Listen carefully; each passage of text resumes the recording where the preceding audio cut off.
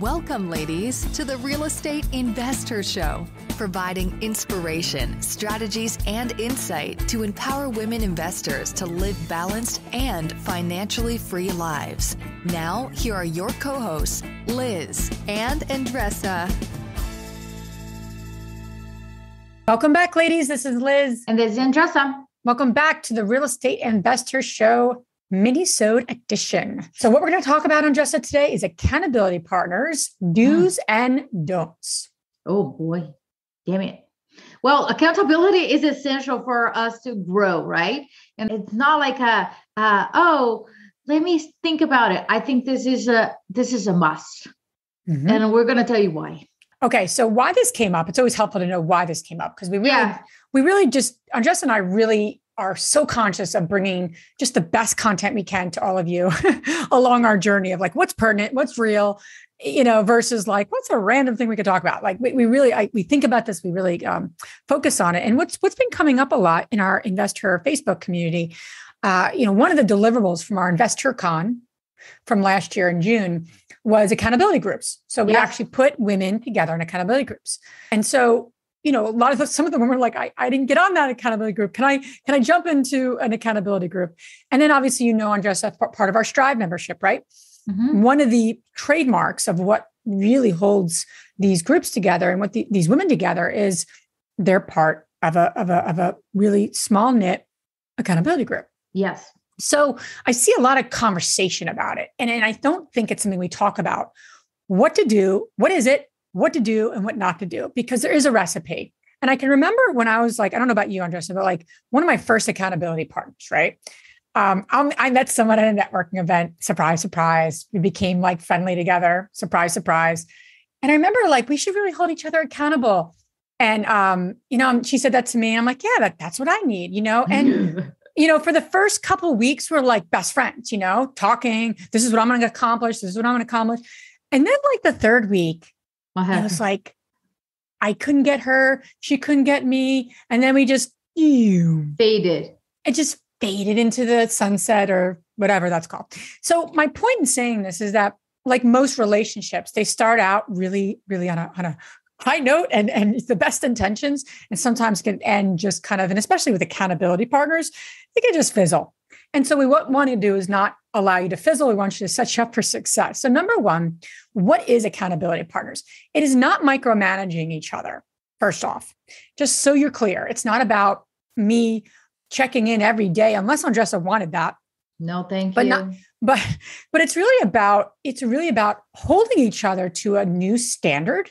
That it is what it's about, and holding each other accountable to the sense of where do you want to go and what do you need to get there? And that accountability partner is there to support you along the journey, not to be your mom, but certainly be your cheerleader, right? And to give you new ideas, but also say, hey, you said you wanted to do this. Did you do it? That's different than micromanaging. So I just wanted to share that in terms of like how I see accountability partners and the ones that have worked really well. The benefits of accountability partners. I know some of you that are like solopreneurs, think about it, right? When we serve on Andresa are like, that half hour I could be working with an accountability partner, I can get a lot done by myself, right? And I know you women listening right now are like, I don't have time for accountability partner. I'll just rather do it myself. I don't need accountability. So here's the benefit of why it's helpful to have an accountability partner in your world.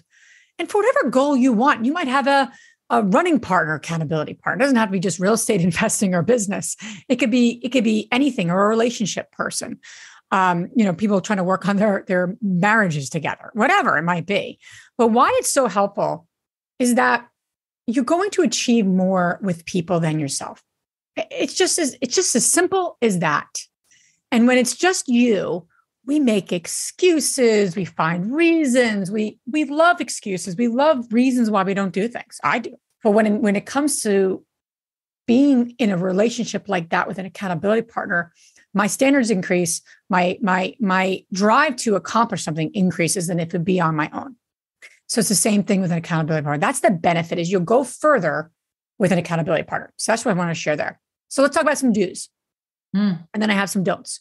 So do's, find like-minded women that have similar goals to you. Why is that important? So I'm going to answer that. I'm going to ask the question and answer. I don't get bored. You don't get bored. Just But kidding. But that's the truth, right? If they're in different levels of their careers, you're going to get bored. And you're not going to be able to support each other the way you need to be supported. Exactly. Right. So like, if I'm somebody who literally just quit her job and I really want to build a team and build a business, I'm starting a business. That's exciting. Mm-hmm. And you should have an accountability partner. If I'm someone who's growing a team, learning leadership lessons, when to let go, all the fun things that we're learning, right, as entrepreneurs and as leaders, a different conversation, right? One person's just retiring like, wow. is also another one, or quitting their job to start investing in real estate. It's just like different phases, right? And with accountability partners, here's the key. When you're vetting accountability partners, you need to have a sense of, I can help this person and they can help me. Mm-hmm. And I don't think you could have a successful accountability partnership if that's not there on some level. So that's important as a do. I also, when you're talking to people and you're trying to vet, right? Don't just become accountability partners with anyone. You're going to invest in your time. You want to make sure it's the right fit. Big fans of that for partners and all the things that we talk about. Ask them, what have you ever had an accountability partner? What does a great accountability partnership look like to you? It might be like, oh, we talk occasionally. And you're like, I need someone I'm talking to every day. Or they're like, yeah, we talk every day for a half hour. You're like, well, that's intense. I don't have that kind of time. Right. So you're going to be able to know what success looks like to them by asking that question. And you'll learn a little bit about it. And you're like, why take that so seriously? We're talking about accountability partners.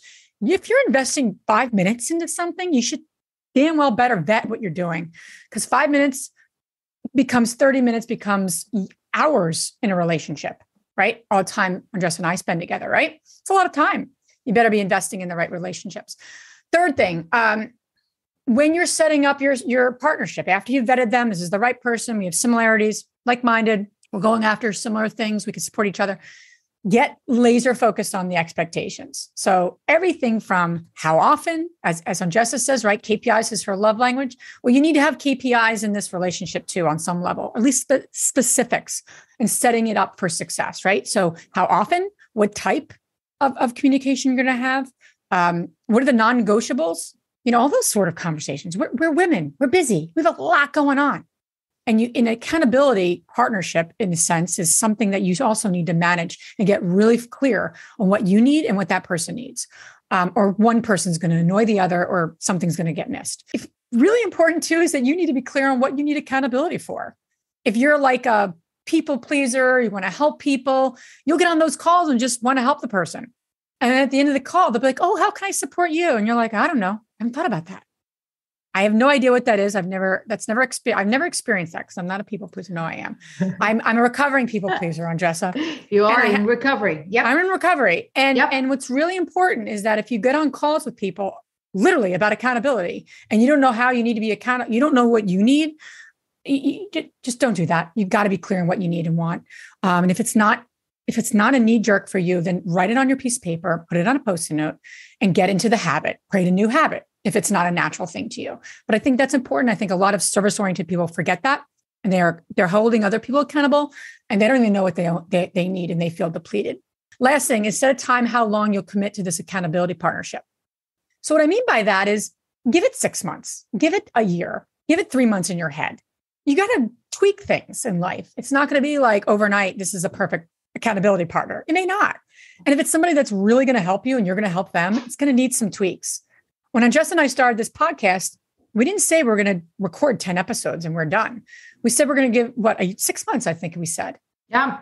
And we said, we're going to give this 6 months, no matter what, no matter who listens, how many listen, how successful it is, how not successful it is. We're giving this our all for 6 months, and then we will reevaluate. So we put our heads down and we got to work. And I think it's the same kind of thing here, is that you need to focus when you're entering any partnership. You got to have time to tweak. And I think people give up too quickly. A couple don'ts, and then we'll wrap up. Any other do's, Andresa? No, I think that's the foundation for it. Okay. Absolutely. Good. Don'ts. Don't find an accountability just like you. Now, you're like, Liz, you told me to find yes, I told you to find a like-minded person that has similar goals, that's on a similar level, achieving similar type of, outcomes in your life. Yes. And I would say it's really, really helpful to work with an accountability partner that's different from you, whether it's personality, whether it's skills, whether it's experience. That adds flavor to life. If you're subjective and you take a lot of things personally, it's really helpful to have someone that doesn't take things personally to bounce things off of, right? So I'm a big fan of that diversity and that. Don't break your word. And if you do, clean up, become accountable to it, accountable to yourself. You're going to break your word. You're going to screw up. You're going to make mistakes. That's life, but you got to be able to be be able to clean up, and don't assume the other person needs what you need. That's the last one. We assume people want and need what we want because it's all of what we know, right? As people, as a human being. But that is not the case, especially if you're working with somebody that's a little different than you. That's deep. Yeah. So let me tell you something. Here's the truth about accountability. The bottom line is a lot of people, a lot of investors say that they want to be accountable and be held accountable. But then when they get pissed off about that person. Why is that person checking on me?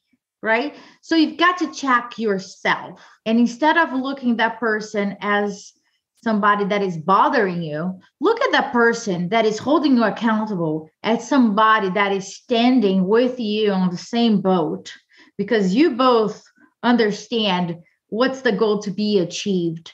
And if that's happening and you're feeling like uncomfortable or pissed off, that's on you to be curious to check what triggers are happening there, because the goal is to achieve the goal. Did you like that? The goal is to achieve the goal.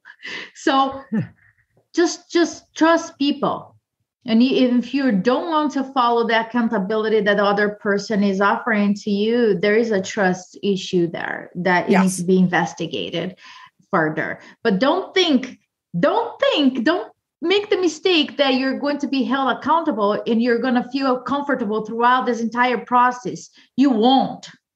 Expect to be triggered, expect to disagree, expect to have different types of conversations, because it's all part of the process. Okay, have some fun with our accountability person too. Get to know them personally so the trust level increases. That's all what we got for today, people. And last thing is that if you do not know, one more thing. So if you do not know where to find an accountability partner, get out to the investor meetups that are literally across the country. And if you don't have an investor meetup, start one in your local area. So I just encourage that. That's why we form these meetups, is to get around like-minded women. So we appreciate you being on this journey with us. Love it. Ciao. If you enjoyed this podcast and want to receive updates on our next interviews, go to our website, therealestateinvestor.com. There, you can subscribe to our show, become part of our investor community, and get updates on upcoming episodes. If you like our show, please share it with other women who would benefit. And don't forget to leave us a rating on iTunes. We'd really appreciate it. And as always, we encourage you to take one action as a result of today's show and put it into motion so you can live both a financially free and balanced life. Thanks for spending time with us. Ciao.